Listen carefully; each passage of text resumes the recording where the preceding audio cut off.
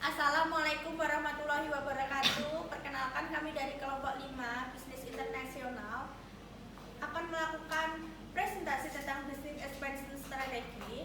Perkenalkan, nama saya Adi Suci. Saya Nova Kusuma Nitias. Saya Dani Kusumawati. Saya Putri Kairunisa. Saya Rahmanita. Untuk yang pertama, ada struktur organisasi akan dijelaskan oleh Mbak Putri. Struktur organisasi yang pertama ada CEO Mbak Ani Suci Lestari, lalu CFO Mbak Nova Kusuma Nitias, lalu COO-nya saya sendiri Putri Kairunisa, dan CMO Mbak Dani Kusumawati, dan manajer HR Mbak Rahmanita Latifah.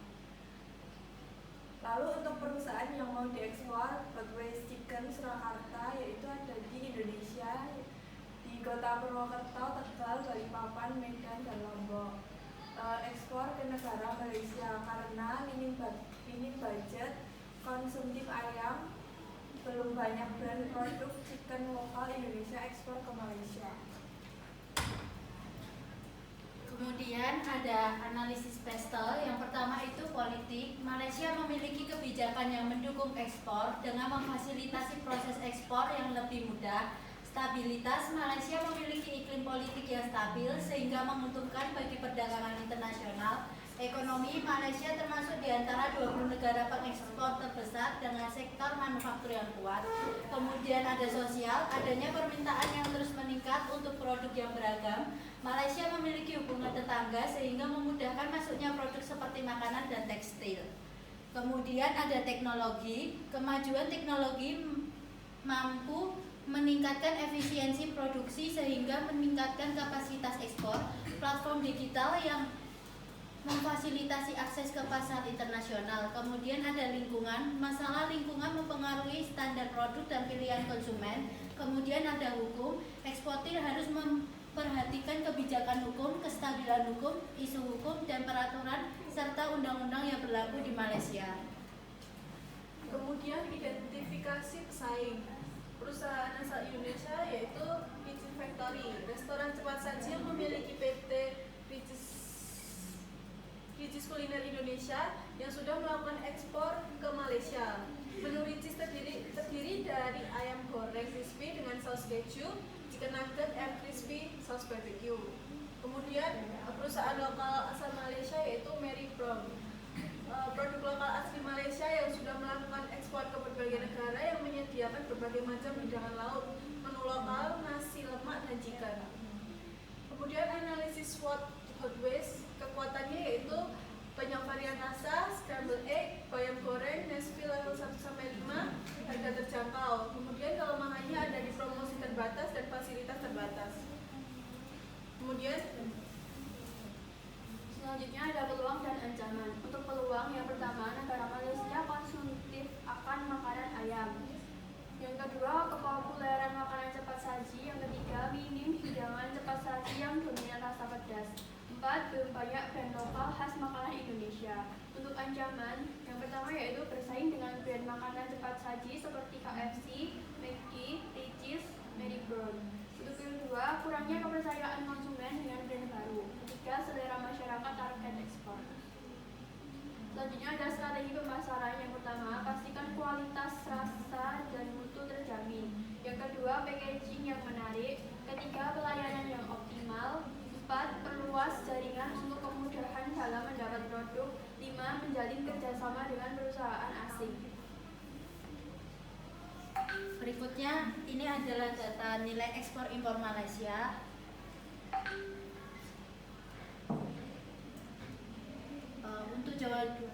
Untuk Provinsi Jawa Barat, dari tahun 2017 itu ada 627, 422, 64. Kemudian untuk data yang paling terakhir itu ada 640.432, 505. Untuk di Jawa Tengah di tahun 2017 ada 450.985. Kemudian di tahun 2021 ada 563.855. Di Jawa Timur 434.440.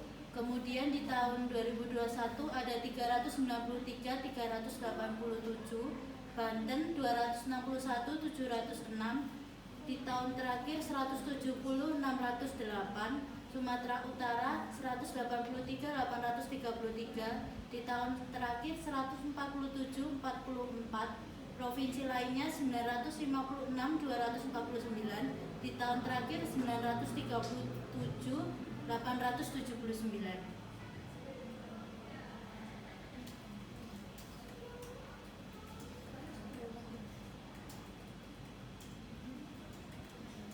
Kemudian ada data tujuan ekspor daging ayam Indonesia di tahun 2019 sampai 2021. Untuk Timor Leste di tahun 2019 sebanyak 384,8, di tahun 2021 sebanyak 99,39. Kemudian negara Malaysia di tahun 2021 ada 0,976, di mana belum banyak pengekspor ayam. Kemudian Hong Kong 0,532, Benin 157,6, India 0,121, Singapura 0,102. Kemudian ada invest capital, di mana invest capital ini terdapat ada CAPEX, kemudian WC, administrasi cost, marketing, dan training dev cost. ROI untuk Hotwise itu laba bersihnya 510 juta, di mana unit yang terjual itu 8.500 pieces dengan harga per piecesnya itu 60.000. ROI 59% dari Hotwise, penjualan Hotwise. Strategi yaitu melakukan metode payment di mana customer akan membayar tunai baik non tunai ke outlet perusahaan franchisor sebesar 40% dari 100% keuntungan franchise. Kemudian yang kedua, model menggunakan efisiensi oriented, di mana dengan memilih efisien model sebagai perang harga dan produk Hotwise pada produk Hotwise. Ini keterangan bagian CAPEX, di mana modal dan aset gedung itu 23 juta per bulannya. Untuk teknologi 150 juta. Dengan hasil CAPEX tadi 173 juta. ADM cost 140 juta, didapat dari bahan baku senilai 50 juta, gaji karyawan sebanyak 10 karyawan dengan per karyawannya itu 6.500.000, gaji manajer 15 juta, dan listrik air sebesar 10 juta. ADM cost itu sertifikat halal Malaysia 300 juta, marketing seperti billboard dan selebriti sebanyak 100 juta per itemnya. Training dev cost, biaya pelatihan plus riset 50 juta. Berikut adalah link sumber data analisis Hotwise di Malaysia.